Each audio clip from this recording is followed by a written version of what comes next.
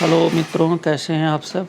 आशा करता हूं कि आप सब अच्छे से होंगे और आपकी कुशल कामना करते हुए आइए आज एक महत्वपूर्ण टॉपिक पर हम चर्चा करते हैं। जैसा कि आपको मालूम है, हर घर तिरंगा अभियान इन दिनों चर्चा में है। केंद्र की मोदी सरकार इसे प्रमोट कर रही है और 13 अगस्त से 15 अगस्त तक पूरे भारतवर्ष में इस अभियान को मनाया जाना है। तो आइए हम चर्चा करते हैं कि हर घर तिरंगा अभियान है क्या। हर घर तिरंगा अभियान आज़ादी की 75वीं वर्षगांठ पर मनाई जा रही है। जैसा कि आप जानते हैं कि 25 वर्षों पर लोग सिल्वर जुबली मनाते हैं, 50 वर्ष पर गोल्डन जुबली मनाते हैं, 75 वर्ष पर डायमंड जुबली मनाते हैं और 100 वर्ष पर ये प्लेटिनम जुबली मनाए जाने का रिवाज है, प्रथा है, परंपरा है, प्रचलन है। और उसी कड़ी में चूँकि देश 15 अगस्त 1947 को जब आज़ाद हुआ था, उसके बाद जब 15 अगस्त 2022 में हम झंडोत्तोलन करेंगे तो ये आज़ादी की 75वीं वर्षगांठ होगी। और इसी वर्षगांठ के उपलक्ष्य में केंद्र की मोदी सरकार ने हर घर तिरंगा अभियान को ये सफल बनाने का संकल्प लिया है। 15 अगस्त 2022 को भारत को आज़ाद हुए 75 साल पूरे हो रहे हैं। इसके उपलक्ष्य में केंद्र सरकार आज़ादी का अमृत महोत्सव मना रही है। आज़ादी का अमृत महोत्सव के तहत राष्ट्रीय ध्वज का सम्मान बढ़ाने के लिए हर घर तिरंगा अभियान की शुरुआत की गई है। इसके तहत 13 अगस्त से 15 अगस्त तक हर घर में तिरंगा लगाने का अभियान शुरू किया गया है। इसका उद्देश्य क्या है? कोई भी अभियान जो है उसका एक खास उद्देश्य होता है। इसका उद्देश्य है, यह अभियान हर भारतीय को अपने घर पर राष्ट्रीय ध्वज फहराने के लिए प्रेरित करता है। इस पहल का मकसद लोगों के दिलों में देशभक्ति की भावना का आह्वान करना है और राष्ट्रीय ध्वज के बारे में जागरूकता को प्रोत्साहित करना है। इस दौरान स्वतंत्रता संग्राम से जुड़े विभिन्न स्थानों पर अलग अलग कार्यक्रम भी आयोजित किए जाएंगे।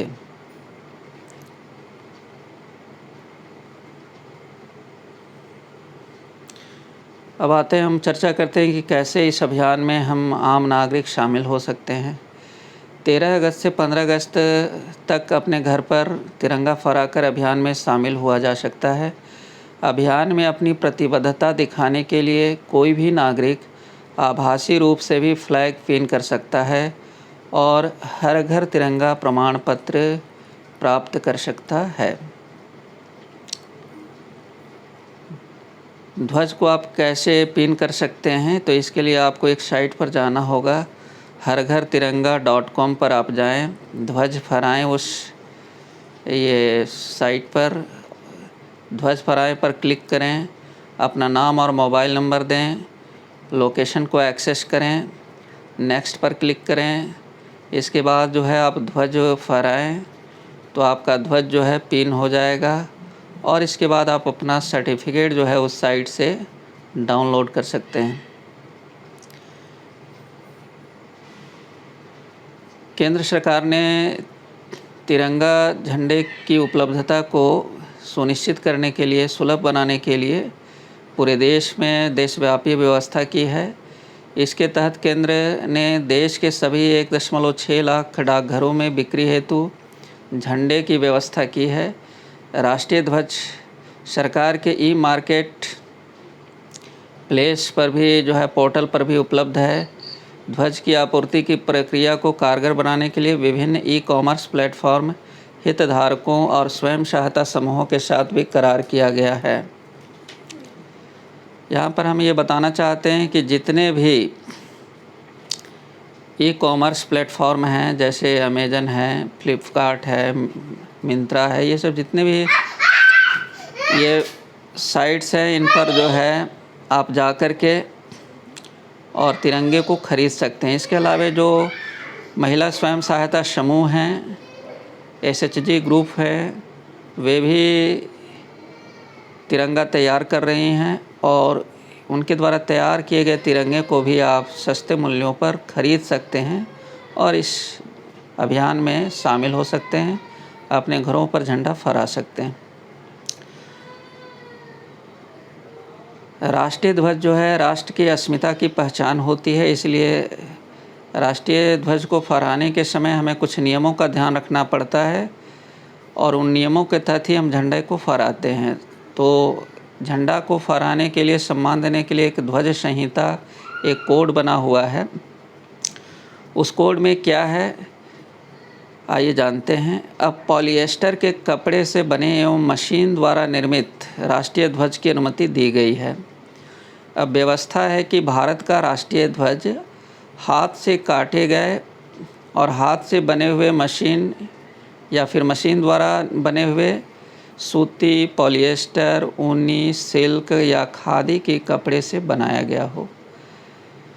तो ये देखिए, पॉलिएस्टर के कपड़े से बना, मशीन द्वारा निर्मित राष्ट्रीय ध्वज को अनुमति दी गई है। और हाथ से भी बना हुआ हो या मशीन द्वारा बना हुआ हो, आप इन फैब्रिक के कपड़े में जो है सूती, पॉलिएस्टर, ऊनी, सिल्क, खादी, ये सभी कपड़े से बने हुए राष्ट्रीय ध्वज का इस्तेमाल झंडा फहराने के लिए कर सकते हैं।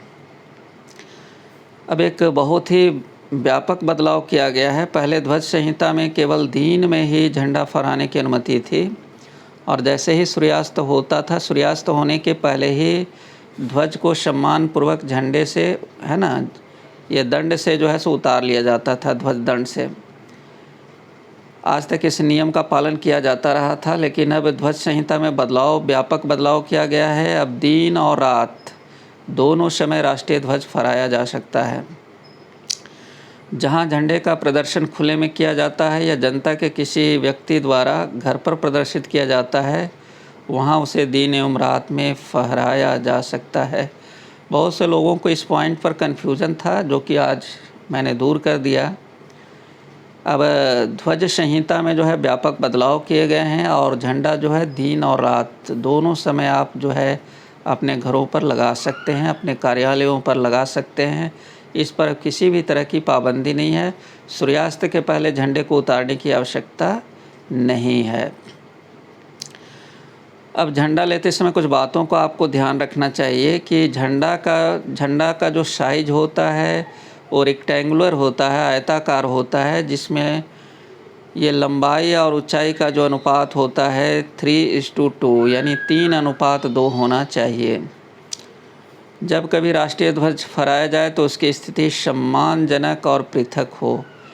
देखिए, जहाँ भी आप झंडा फहराएं तो उसकी स्थिति जो है सबसे ऊपर होनी चाहिए, सम्मानजनक होनी चाहिए, क्योंकि हमारा जो राष्ट्रीय ध्वज है हमारे राष्ट्रीय अस्मिता का, हमारे राष्ट्रीय क्रांति का, हमारे सर्वस्व का पहचान है, हमारी देशभक्ति का पहचान है। इसलिए इसके प्रति रिस्पेक्ट देना हर नागरिक का परम कर्तव्य है। फटा हुआ और मैला कुचला झंडा प्रदर्शित नहीं किया जाए, इसका विशेष ध्यान रखना है। बहुत से लोग पुराने झंडे को फहरा देते हैं जो काफ़ी फटा हुआ मैला होता है, तो ऐसा नहीं किया जाना चाहिए। संहिता के भाग 3 की धारा 9 में उल्लिखित गणमान्यों जैसे राष्ट्रपति, उपराष्ट्रपति, प्रधानमंत्री, राज्यपाल आदि के सिवाय झंडे को किसी वाहन पर नहीं फहराया जाए। देखिए, ये ध्वज संहिता में लिखा हुआ है कि जो देश के गणमान्य व्यक्ति हैं, राष्ट्रपति, उपराष्ट्रपति, प्रधानमंत्री, राज्यपाल, इन्हीं के वाहन में ही तिरंगा झंडा जो है लगाया जा सकता है।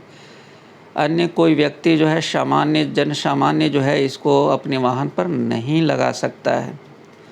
तो इसका भी हमें ख्याल रखना चाहिए। किसी दूसरे झंडे या पताका को राष्ट्रीय झंडे से ऊंचा या उससे ऊपर या उसके बराबर में नहीं लगाना चाहिए। जैसा कि पहले ही मैंने कहा कि हमारा जो राष्ट्रीय ध्वज है हमारी राष्ट्रीय पहचान है, हमारा सर्वस्व है, हमें हमारी देशभक्ति का पहचान है, प्रमाण है। तो इसलिए राष्ट्रीय ध्वज जब भी आप फहराएं तो उसके ऊपर जो है कोई दूसरा ध्वज नहीं होना चाहिए।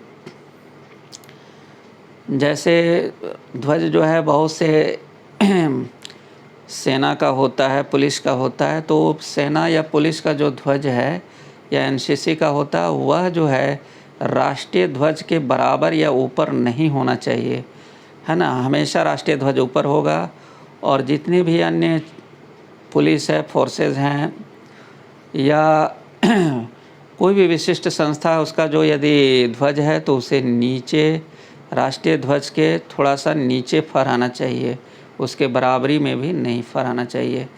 तो इन ध्वज संहिताओं का ध्यान रखते हुए हम सभी को इस अभियान में शामिल होना चाहिए। आइए हम अपने भारतीयता का पहचान दें, देशभक्ति का प्रमाण दें और 13 अगस्त से 15 अगस्त तक चलने वाले इस अभियान में शामिल हों। एक बार हम सभी दर्शकों का बहुत बहुत तहे दिल से धन्यवाद देते हैं कि आपने धैर्यपूर्वक आज ये हर घर तिरंगा अभियान के बारे में जाना, सीखा। आपका एक बार हम पुनः धन्यवाद देते हैं और धन्यवाद ज्ञापन के साथ ही हम विदा लेते हैं। धन्यवाद।